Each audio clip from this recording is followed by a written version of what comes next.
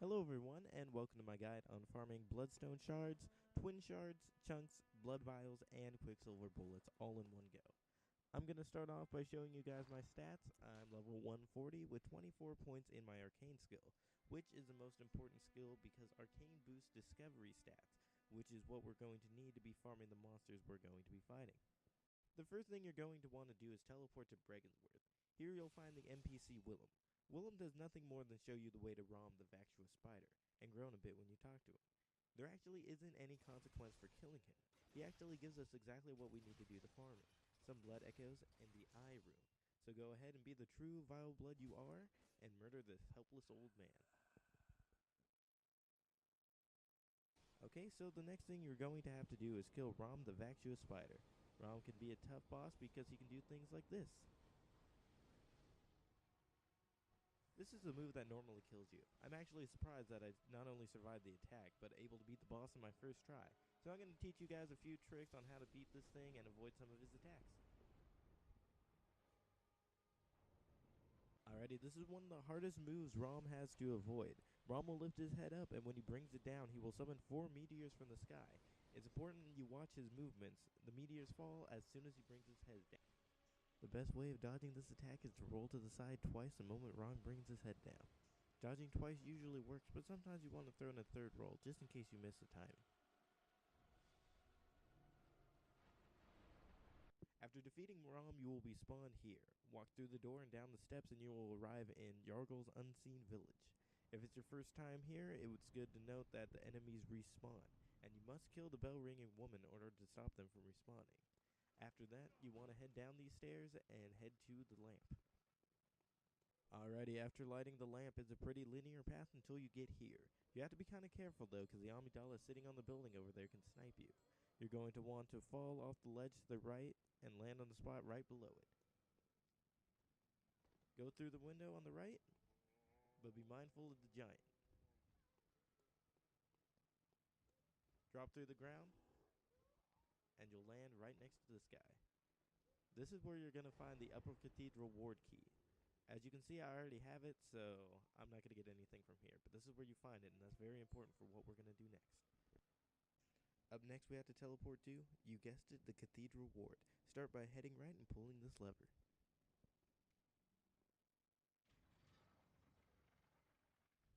What we need to do is make it to the top of this tower. It's easy to run past most of the enemies, but you should probably stop about midway through to clear out this section. You want to clear the section because outside there are a few enemies who can knock you over the edge, do a lot of damage, and just can be all around obnoxious. You can use this room to clear them out easily.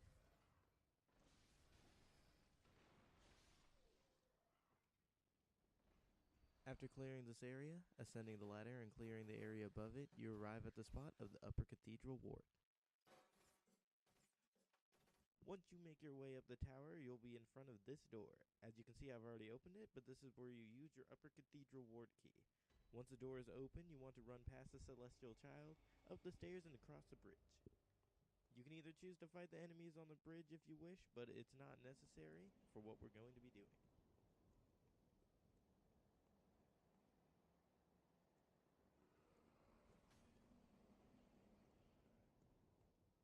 Light the lamp and return to the Hunter's Dream. It is now time to equip the rune we got from Willem. As you can see here without it, my discovery rate is at 150, and after equipping the rune, it brings us up to a whopping 220. That's going to give us all the discovery we need to get the drops from the monsters we're going to be fighting. Next, what you need to do is head back to the headstone and go back to the Upper Cathedral Ward.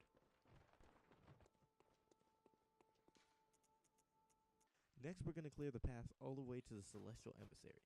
Make sure you open the door to the orphanage and the gate that leads you back to the lamp. I'm going to fast forward through a lot of this because most of it is pretty linear.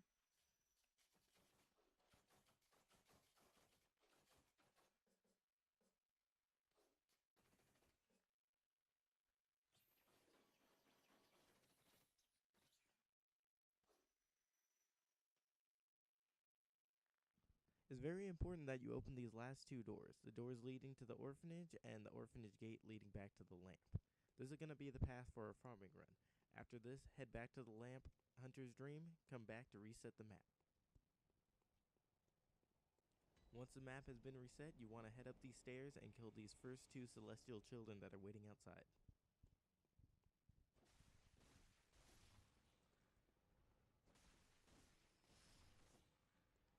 Head up the stairs and into the back of the room. There will be 3 werewolves waiting for you. If you target one and shoot him with your gun, that's the one that's going to come at you first. All 3 of them are going to move towards you, but the one you shot first is going to come first. Make sure you lead him through the pillars to get him through to these doors. Once he goes up to these doors, he's stuck and cannot move. Now's your chance to hit him with a long range attack or get up close with some melee attacks. You got to be careful though, because getting up close does leave you open sometimes. And there's been instances where the werewolves have killed me through the door.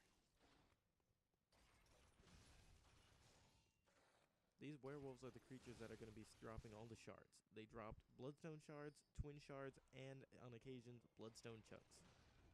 With their discovery rate all the way up like this, they almost always drop an item.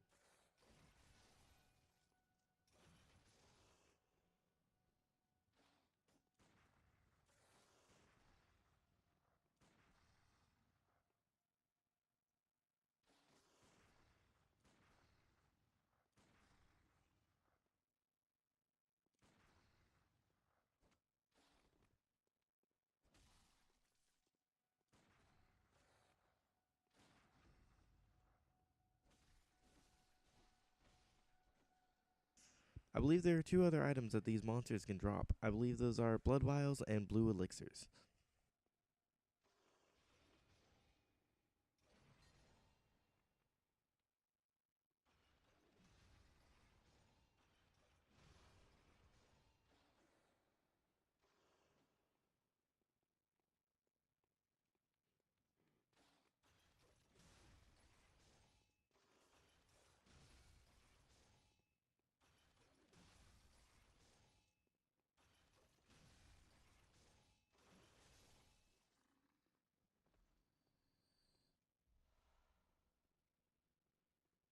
Having no luck with the first 3 enemies, if you walk to the back right of the room, there's a 4th werewolf there.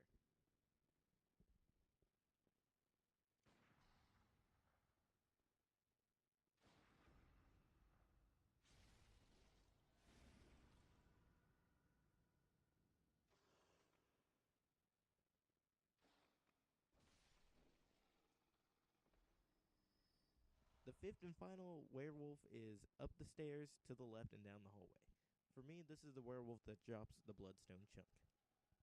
Depending on how well you know the monsters, you can beat this farming run in about 5 minutes. Once you finish your run, you head back to the Hunter's Dream to spend your blood echoes however you like. I tend to spend mine on blood vials and quicksilver bullets, as I find it's a good way to farm both the shards that you need, and blood vials, and quicksilver bullets all at the same time.